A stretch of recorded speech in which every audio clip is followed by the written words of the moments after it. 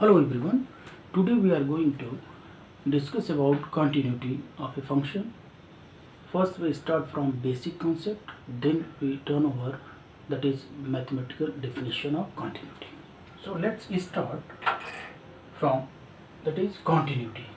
So this the function denoted by f is continuous if its graph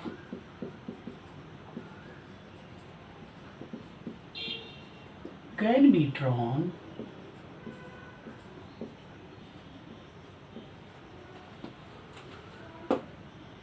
without lifting the pen from the plane of paper. It means those functions are said to be continuous if we are able to draw their graphs on the plane without lifting the pen. It means these functions whose graphs are drawn like this is said to be continuous. Since when we lift the pen, then there is a chance of hole as well as there is a chance of jump. So that's why in these cases the function is said to be continuous. So the main point of discussion is in which circumstances the function become not continuous. So just we can say or the function, again I am taking f, is continuous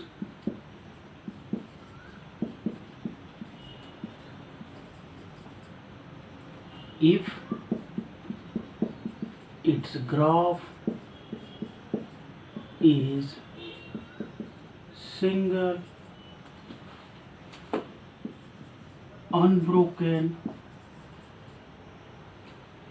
curve with no holes or jumps. Now, if it has no holes as well as no jumps, it is actually single unbroken curves, then we say that function is continuous. Now, we explain it in case number 1. If we take the function whose graph is like this, actually this is a single unbroken graph which have no hole, no jump, that's why it is continuous. In second case, if we take the function whose graph is like this is x-axis, y-axis, origin. Now, so there is hole at this point, but it has hole. That's why not continuous. Third case is if we take the graph of the function like that, this is, and it is, so at this point it has jump, so not continuous. From here we get when it is single unbroken curve, in that case the function is continuous. If there exists any hole, if we lift a pen, in that case it becomes not continuous. Same case, if at that point there is a jump, again it becomes not continuous. These are the basic things about the continuity of a function. If that is, we can define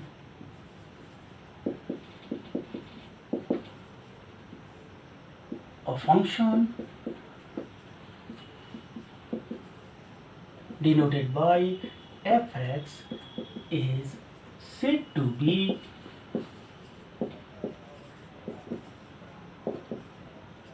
continuous if, or we can say at a point x equal to a of its domain.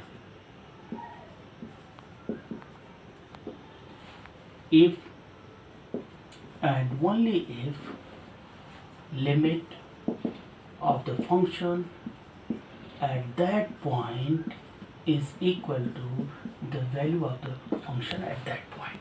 Okay, so this is the criteria for continuity of a function. Okay, so if both the limits exist finitely, left hand limit and right hand limit, and they are equal to the value of the function, then the function is said to be continuous at that point. Make it clear. Therefore, fx is continuous at x equal to a implies and implied by, that is, limit x tends to a, x is equal to the value of the function at that point. It means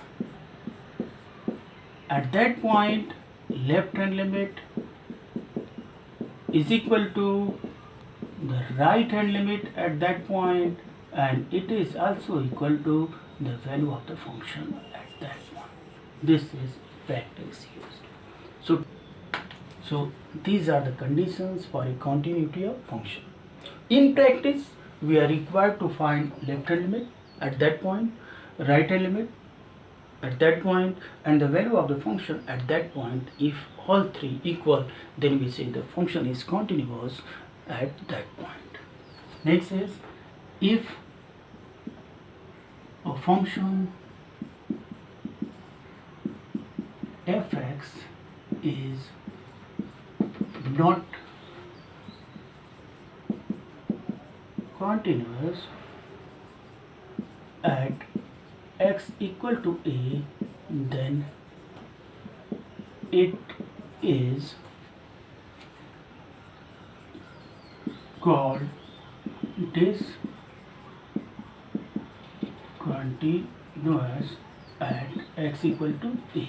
Here we get the word discontinuous. It means at the place of saying the function is not continuous, we say the function is discontinuous at that point. Okay, so now we are going to deal the points related to discontinuity of the function. Now, in which circumstances the function is discontinuous? So a function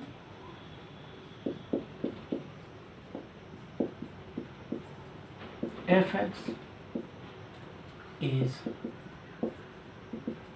discontinuous if condition number 1 is if fx is not defined at x is equal to a. Second is if limit x tends to a of the function exists but not equal to the value of the function at that point. Okay, last one is if limit x tends to a, that is fx, that is does not exist. It means either left hand limit does not exist or right hand limit or both. So in these three cases the function is said to be discontinuous. On the basis of these discussion, we can characterize discontinuity as removable discontinuity, discontinuity of first kind, and discontinuity of second kind. So here we write that is removable discontinuity. Now, if limit x tends to a from left is equal to limit x tends to a from right, but it is not equal to the value of the function at that point, then it is said to be, that is, a discontinuity which can be removed. So we can make this function continuous by redefining the function. It means we make this value of the function at that point is same as the value of left hand limit as well as right hand limit. So in that case our function becomes continuous. So we change the definition of the function to make it continuous. Now discontinuity of, that is, first kind. Discontinuity of first kind, both the limits exist but they are not equal. If limit x tends to a from left is not equal to limit x tends to a from right, then it is called discontinuity of first kind. Next one is discontinuity of second kind. It is called, that is, discontinuity of second kind. If limit x tends to a from left or limit x tends to a from right, or both do not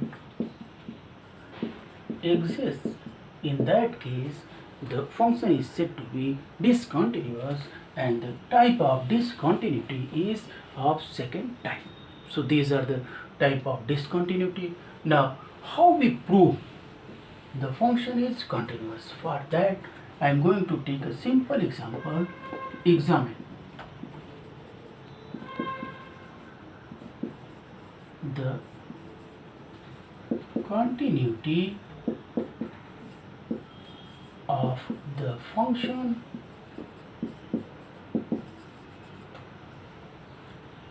fx, it is equal to 2 into x square minus 1 at x.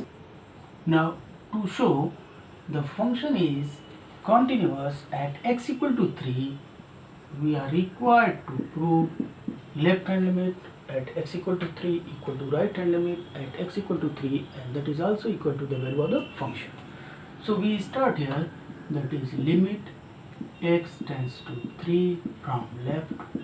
Now it is a rule, we put here h tends to 0, and in case of left hand limit it is replaced by 3 minus h, and by the definition of the function it is 2 into x square minus 1. It can be written as 2 at the place of x, 3 minus h whole square minus 1 with the limit